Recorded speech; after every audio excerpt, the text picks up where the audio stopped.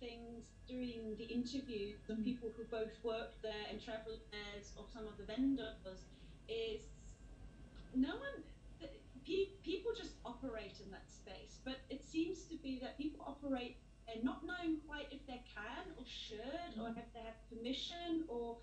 if it's really quite safe to be there. Because if you see the buses, if you stand on top of the skywalk and you look down, it's quite clear also from the video that we shot that people are constantly in harm's way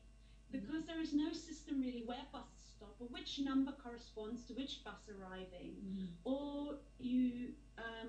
we found out from some of the ticket vendors that people keep falling over because they're tripping over rocks because the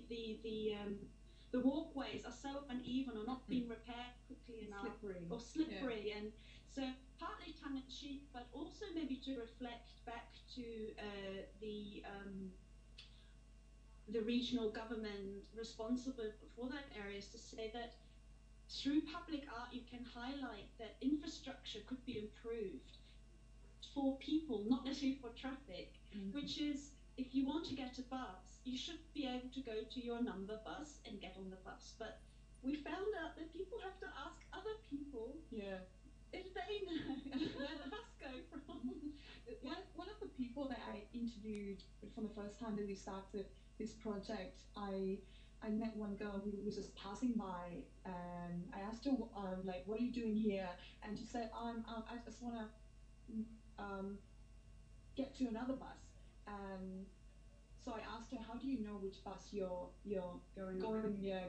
to? She said, I usually ask some shopkeepers around here. Yeah, she doesn't even like know which bus it is that is like in that area that she was standing. And yeah, that's why I think one of the reasons why we think that probably just to be helpful, but also I guess if people can have this experience through our intervention, maybe more people would feel more empowered to some degree to request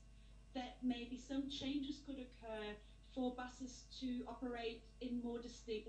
areas of Victory Monument. I mean, that would be fabulous if the legacy of this intervention actually has a knock-on effect, how maybe certain things could be a little bit more organized to help people and visitors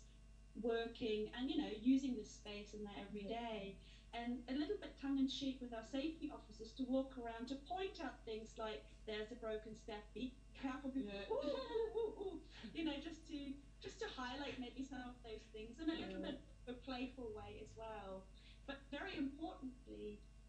it's always remaining the experience is with each of these systems that built that the question is asking the user directly, have you found your bus today? Or could cycling be an option? Or something to maybe question, okay, I'm doing this game now, this interactive work, cool, but maybe it does have something more responsible about how I could work with this space in the future. Yeah, and I also think that it's not just